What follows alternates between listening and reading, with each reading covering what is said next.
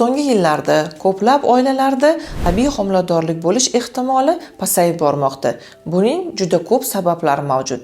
Bugun siz bilan tabiiy homiladorlik va sun'iy homiladorlik haqida gaplashib o'tamiz. Demak, tabiiy homiladorlik bu qanday jarayon hisoblanadi? Tabiiy homiladorlik ayol kishi organizmida, demak, har oyda follikul yetilib, 14-15 kuniga kelganda follikul yetilib va ajralib chiqishi bilan kuzatiladi va jinsiy aloqa paytida urug' hujayralari erkakni yetib borib, bachadon nayilaridan o'tib homiladorlik bo'lishi kuzatilganda, bu tabiiy homiladorlik, ya'ni organizmning ichida sodir bo'lgani tabiiy homiladorlik hisoblanadi. Sun'iy homiladorlik esa mana shu jarayonlar barchasi organizmdan tashqarida, ya'ni laborator sharoitlarda sodir bo'ladi. Eko jarayoni ikki bosqichdan iborat bo'lib, ayol tuxum hujayralari yetiltirib, ularni birinchi jarayonda o'pu amaliyoti bajariladi, ya'ni bunda tuxum hujayralari yig'ib olinadi va tuxum hujayralari sifati baholab, embriologlar tomonidan urug'lantirish amalga oshiriladi laborator sharoitda.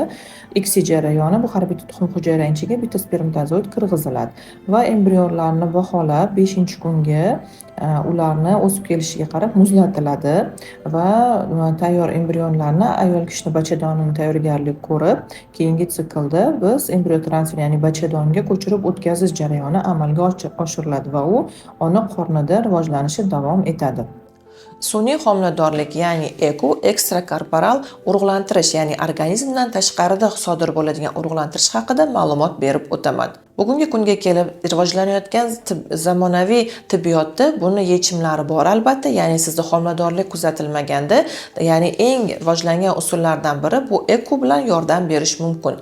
Bunga absolyut va demak ko'rsatkichlar hisoblanadi. Birinchidan bu demak ayol kishi organizmida ovulyatsiya bilan bog'liq bo'lgan gormonal o'zgarishlar, follikullarni vaqtida yetilmasligi, keyingisi bachadon naylarining yopiq holi bo'lishi va uchinchisi erkaklarda urug' foizlarini keskin pasayib ketishi yoki umuman urug'ni demak aniqlanmasligi bu sabab bo'lishi mumkin va yana to'rtinchi holat bu immunologik, ya'ni organizmni o'zida ichida sodir bo'lmayotgan bepushtlik ham ekoga sun'iy urug'lantirishga ko'rsatkich hisoblanadi. Demak, sun'iy urug'lantirish ekoni afzalligi ham shundan iboratki, sizda tuxum hujayralarining zaxirasiga, soniga qarab, erkaklarda urug'larni foizi va qanchaligiga qarab turib biz bu usuldan afzalroq foydalanamiz va bizga bu juda ham to'g'ri yordam beradi. Ya'ni biz vaqtida kerakli bo'lgan hujayralarni olib, XC usulida yoki eko usulida urug'lantirib muzlatib qo'ysak, keyinchalik sizda masalan bitta farzandli bo'lganingizdan keyin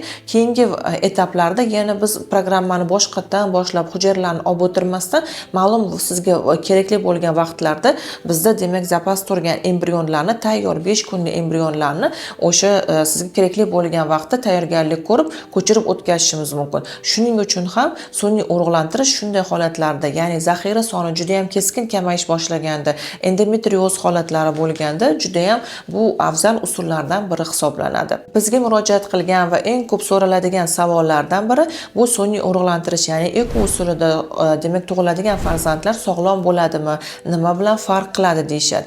Eko usuli bilan demak tug'ilgan bolajonlarimiz tabiiy usul bilan tug'ilgan bolajonlardan hech qanday farq qilishmaydi.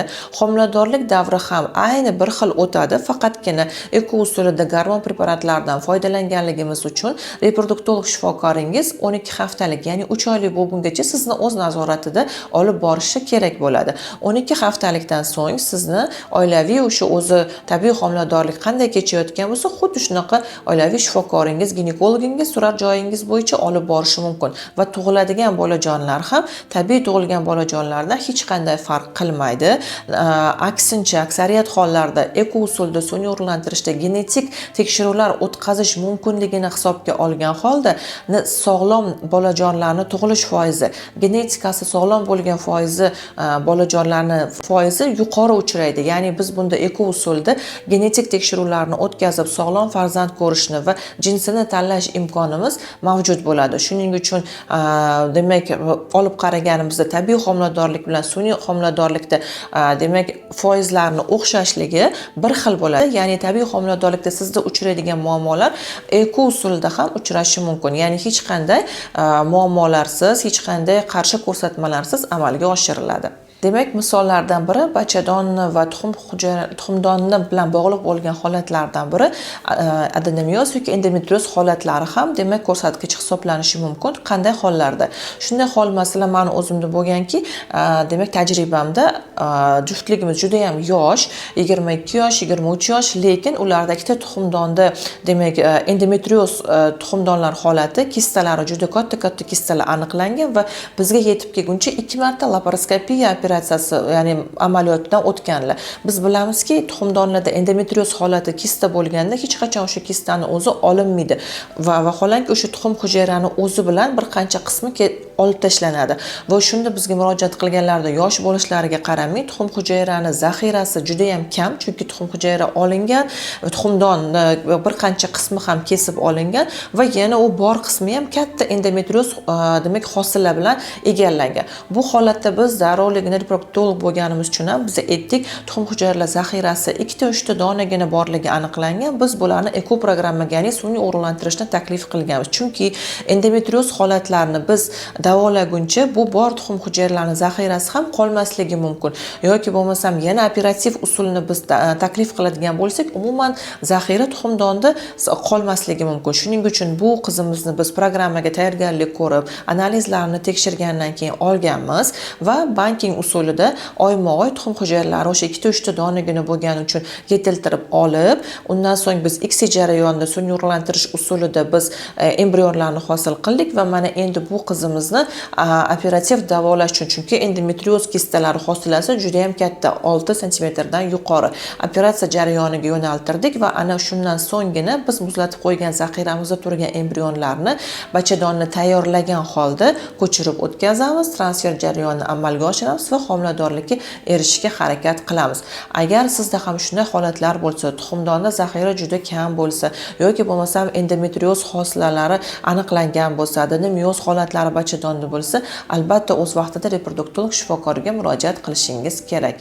Agar sizga videomiz foydali bo'lgan bo'lsa, albatta like bosishni unutmang, kanalimizga obuna bo'ling, yaqinlaringizga ulashing. Keyingi videomizda biz eko sun'iy urug'lantirishni arzonroq va tabiiy yo'li bo'lgan inseminatsiya haqida suhbatlashib o'tamiz.